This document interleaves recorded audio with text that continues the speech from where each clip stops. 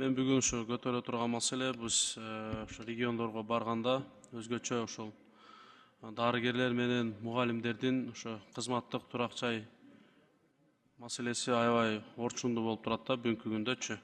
Чындыгында баягы дасыккан, тажрыйбалуу, билимдүү жаш кадрлар региондорго барганы менен, бирок ошол жерде кызматтык турак жайдын жоктугу же жакшы шарттын жоктугунан улам бүгүнкү күндө кайра ошол шаарларга кетип атышат да.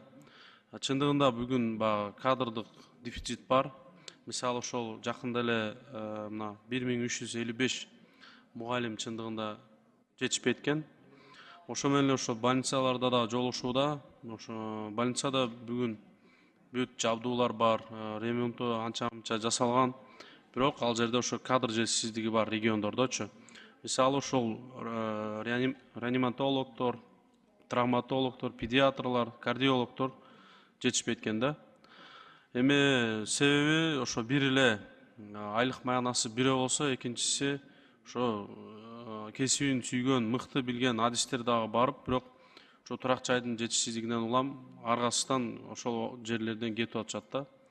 Ошону ошол министрлер кабинетине айтасызбы, Алмаз Акмыжанович, ушул маселени бир жакындан жардам берип чечип берсек.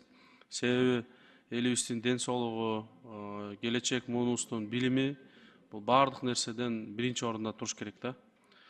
Анан эми бүгүн азыр көптүр чындыгында күч органдарынын баарына турак жай маселеси почти что чечилип калды.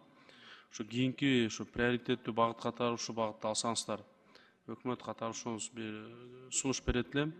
Ошол мугалимдерге, дарыгерлерге өзгөчө ошол турак жай маселесин чечип берсек, же болбосо ошол жердеги жергиликтүү бийлик аркылуу баягы атайын үй салганы жеңилдетилген жерлерди беребизби, же низкопроцентный субсидияларды, кредиттерди беребизби, ушул жагын бир карасак.